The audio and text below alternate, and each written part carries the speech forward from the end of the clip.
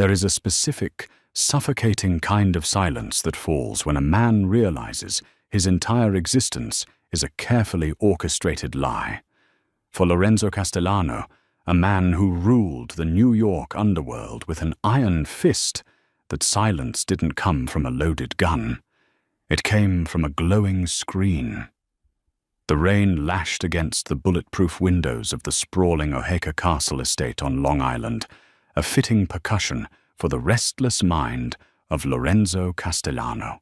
At 38, Lorenzo was the undisputed head of the Castellano Syndicate, a bloodline that traced its dark roots back to the old-school Gambino and Genovese families.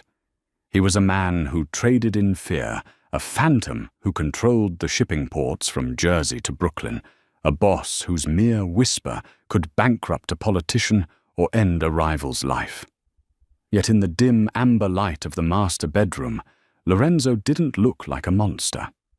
He looked like a man hopelessly, utterly tamed. He sat on the edge of the California king bed, the silk sheets pooling around his waist, his dark, scarred hands resting on his knees.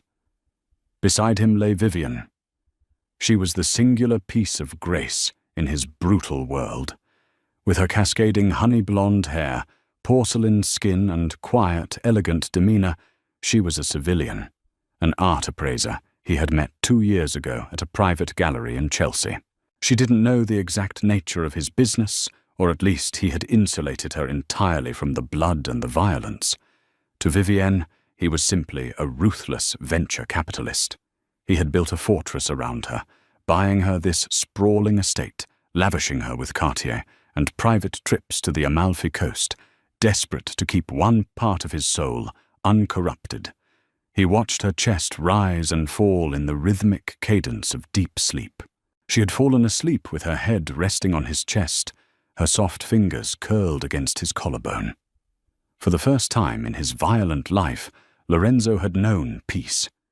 He was even planning to propose a massive 5-carat emerald-cut diamond resting in a velvet box inside his wall, safe downstairs. Then the darkness of the room was pierced by a sharp, artificial blue light. It was Vivienne's phone, an iPhone 15 Pro he had bought for her, encased in a simple, understated leather shell. It sat on the mahogany nightstand on her side of the bed. It didn't ring. It didn't even vibrate. Lorenzo had top-tier tech security experts configure their devices. No notifications were supposed to light up the lock screen between midnight and 6 in the morning. Protocol. Lorenzo frowned. The blue light illuminated a silver-framed photograph of the two of them in Lake Como, casting long, eerie shadows across the bedroom walls. He waited for the screen to time out and fade to black. It didn't. It pulsed once, then twice. A heavy, instinctual knot tightened at the base of his stomach.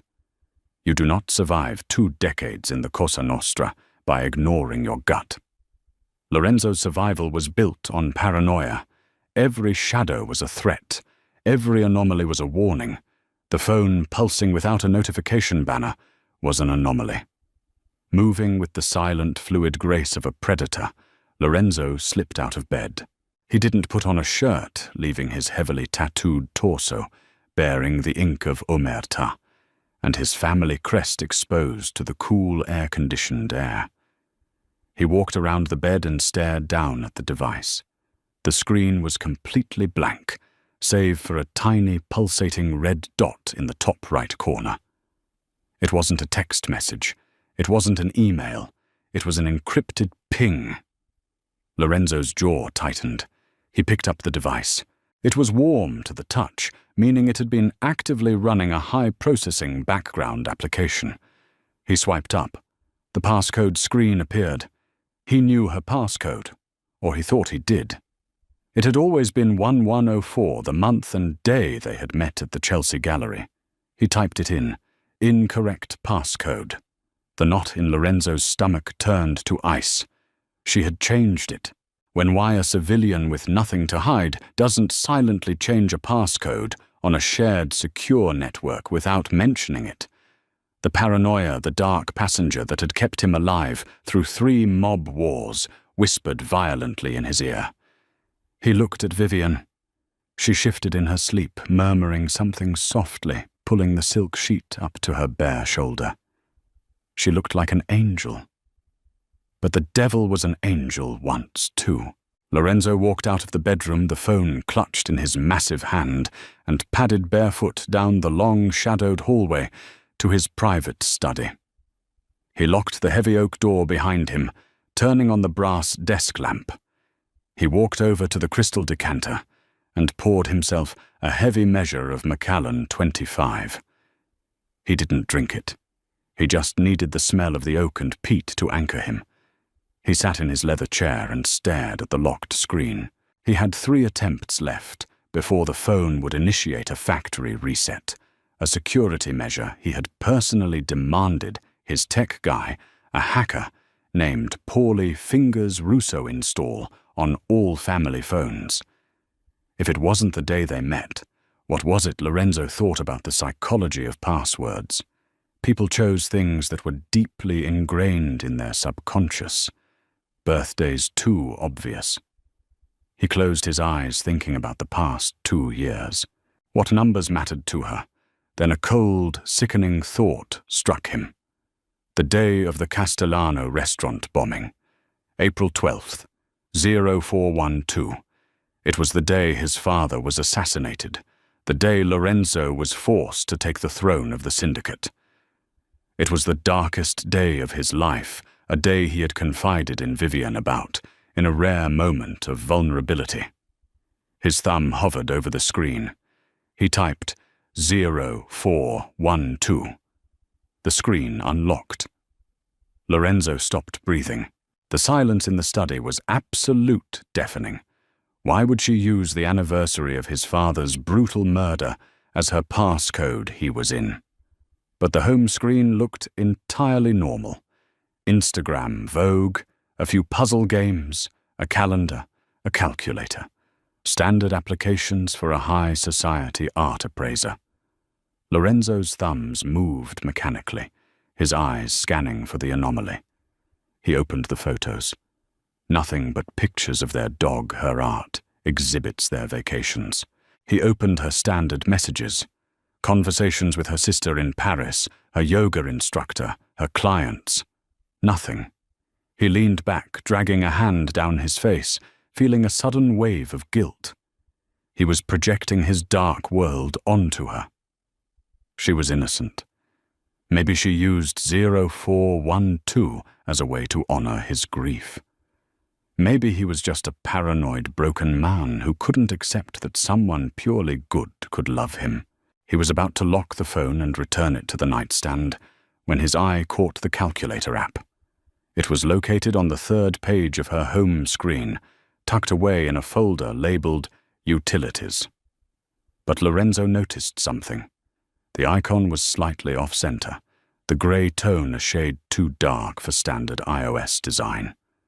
Lorenzo pressed the calculator icon. A standard keypad popped up. He typed 0412 and pressed the equals sign. The screen glitched. The calculator interface dissolved, melting away into a stark black screen with a single heavily encrypted chat interface. The app was a Ghost Vault military-grade encryption software usually reserved for cartel lieutenants and intelligence operatives. You didn't download this from an app store. You had to have it flashed onto the motherboard by a professional. Lorenzo's blood turned to liquid nitrogen. His heart, previously pounding, seemed to slow to a terrifying, methodical crawl. He was no longer the loving partner. He was the boss. And the boss was hunting. The screen loaded, revealing a single active chat log. The contact name was completely blank, represented only by an icon of a silver crown. Lorenzo opened the thread. What he saw didn't just break his heart. It shattered his reality into violent, jagged pieces. The messages were clinical, tactical, and terrifyingly precise.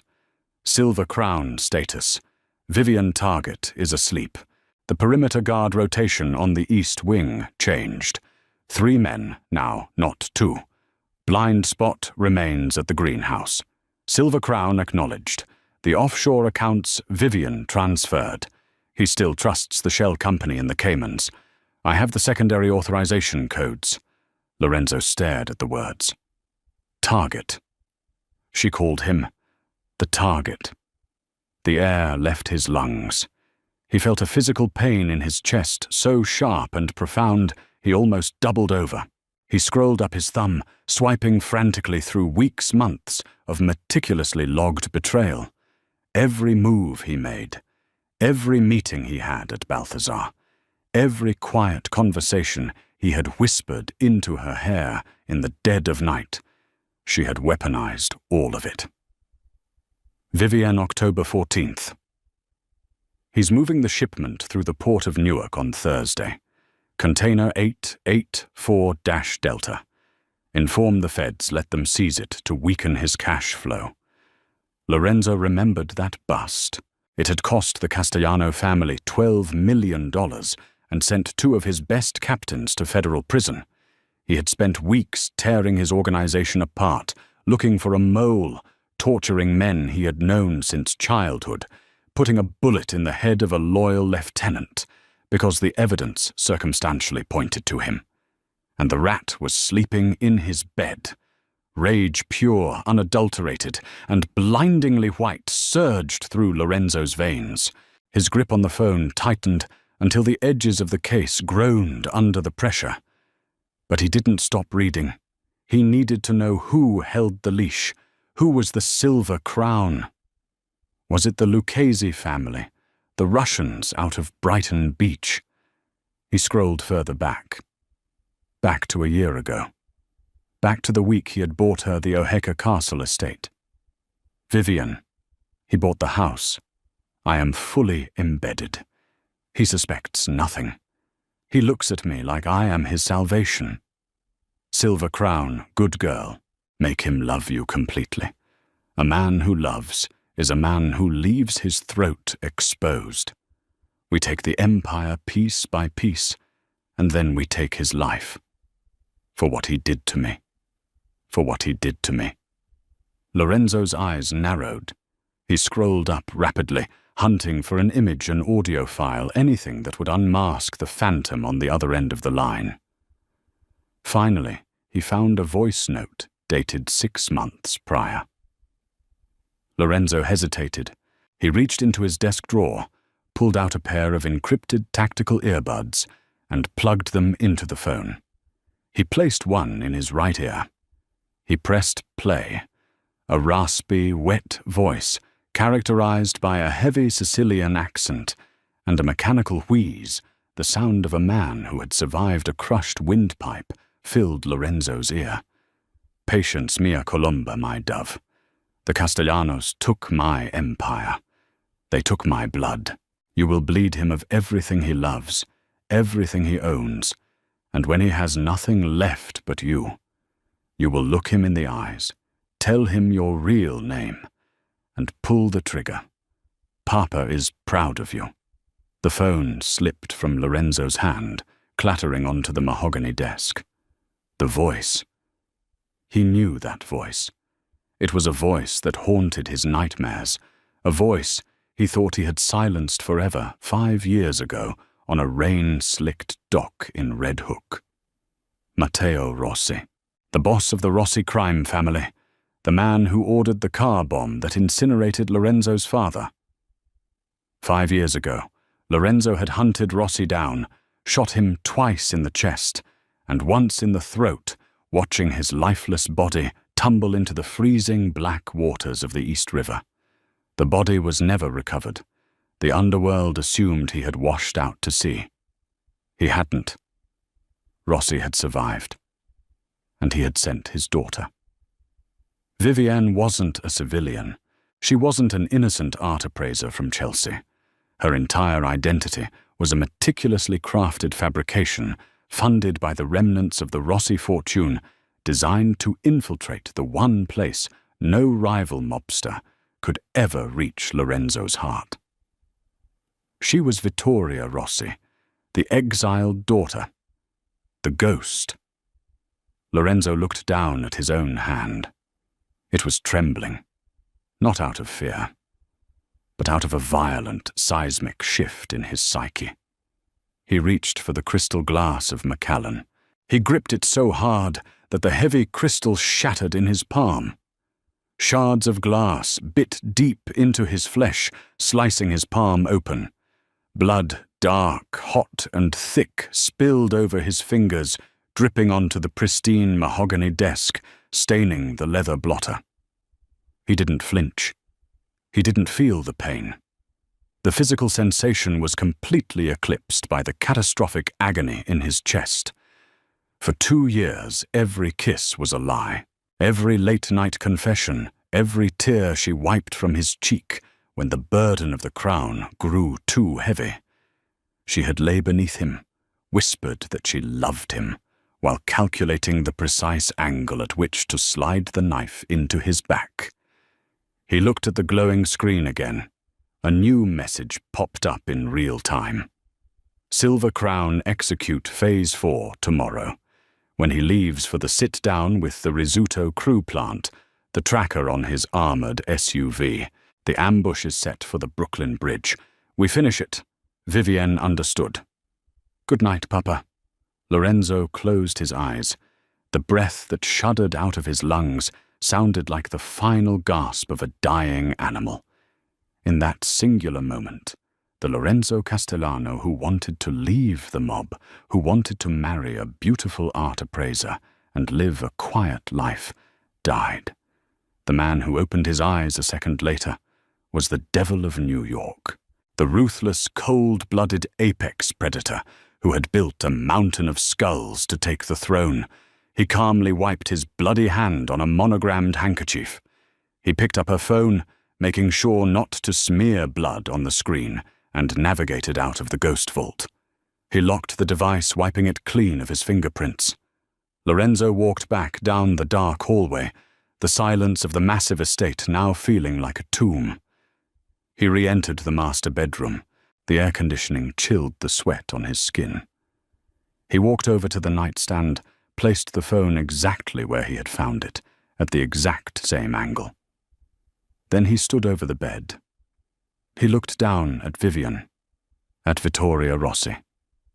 She looked so fragile, so beautiful. His hand hovered over her throat. It would be so easy. He could crush her windpipe in seconds. He could watch the deceit fade from her eyes as he choked the life out of her. He could wrap her in plastic and bury her in the foundation of the new casino he was building in Atlantic City, and her father would never know what happened. But death was too quick.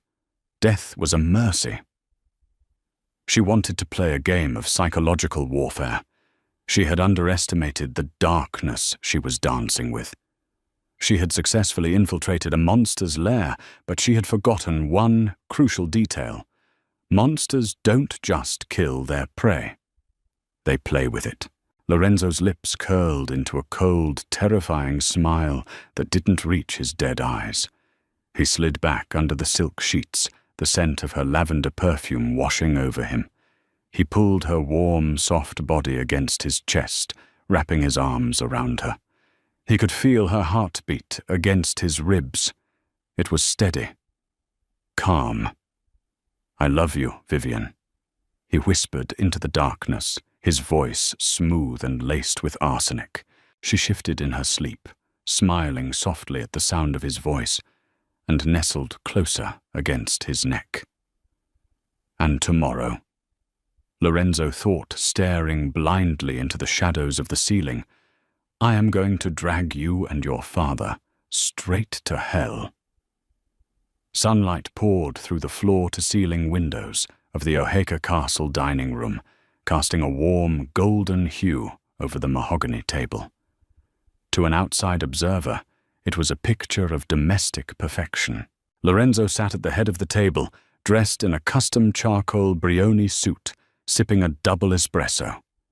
Across from him sat Vivienne, wearing a silk white robe, her golden hair swept into a messy knot, delicately slicing a fig. You seem tense this morning, amore.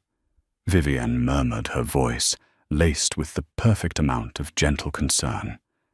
She reached across the table, her soft fingers brushing the back of his hand. Lorenzo didn't flinch. He looked at the woman who had spent 2 years architecting his demise, noting the utter sincerity in her hazel eyes. It was a terrifyingly flawless performance. "Just a big day," Lorenzo replied smoothly, offering a tired, convincing smile. "I have a sit-down with the risotto crew in Brooklyn, negotiations for the sanitation contracts. It might get complicated." "Be careful," she whispered, her eyes widening with a rehearsed civilian fear. "You know how much I hate when you go into the city for these meetings. I just want you home safe." "I always come back to you," Lorenzo said softly. The double meaning hung entirely invisible to her. He stood, kissed her forehead, and walked toward the grand foyer. As he slipped on his Tom Ford overcoat, he accessed the private security application on his encrypted phone. It fed directly from the hidden micro-cameras he had installed around the estate, cameras even Vivienne didn't know existed.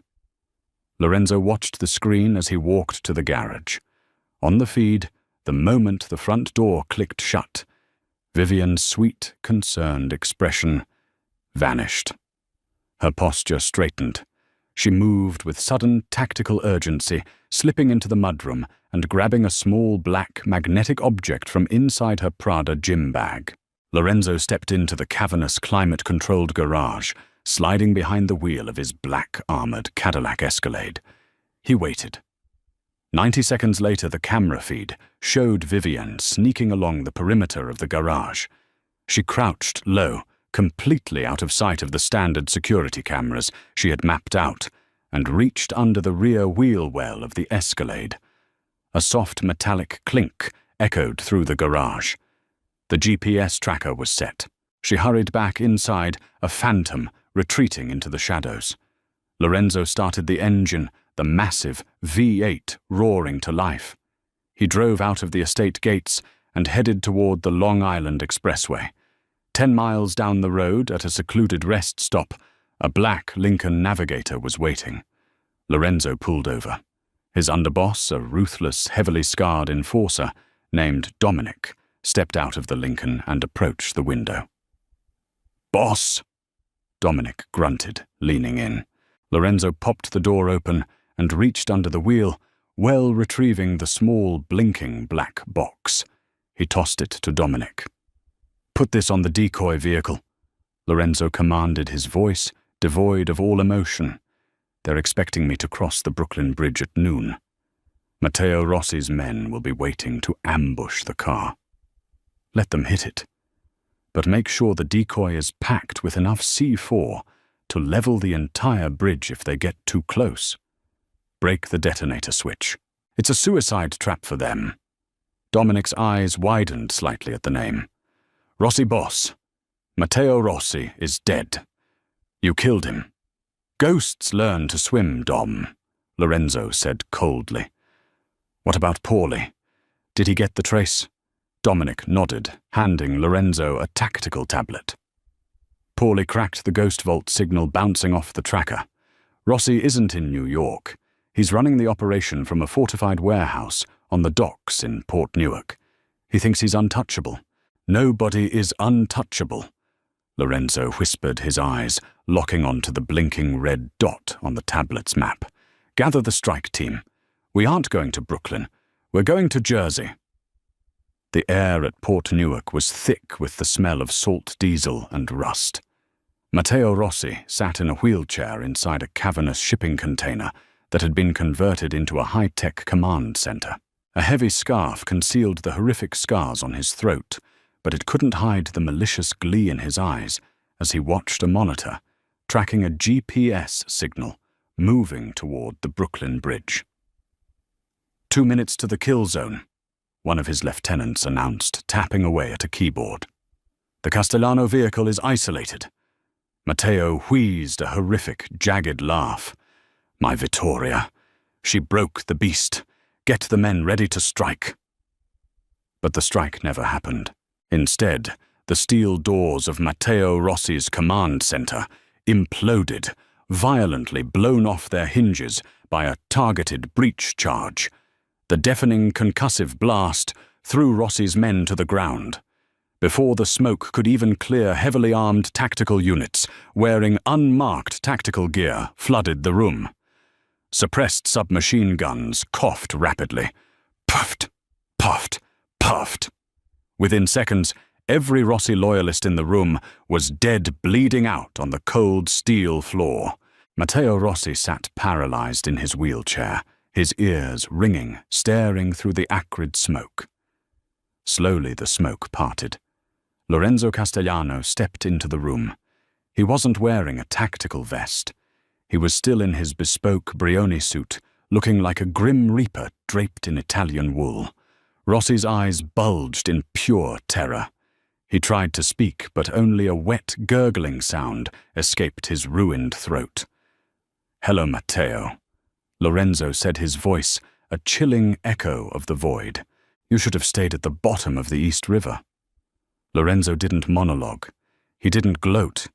He simply gestured to Dominic, who stepped forward and drove a syringe of heavy sedative into Rossi's neck.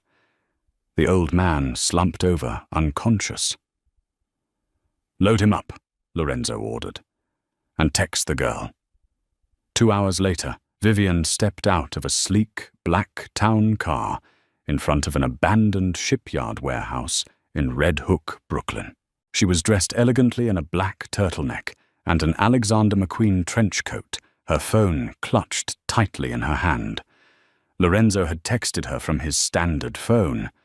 The meeting was a success. "I want to celebrate.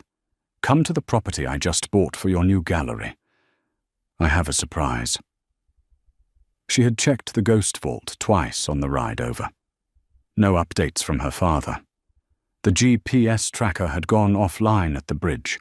She assumed the ambush had been successful, and Lorenzo's text was an automated delay, or perhaps one of his lieutenants using his phone. She was prepared to walk in, confirm the body, and claim her victory. She pushed open the heavy iron doors of the warehouse.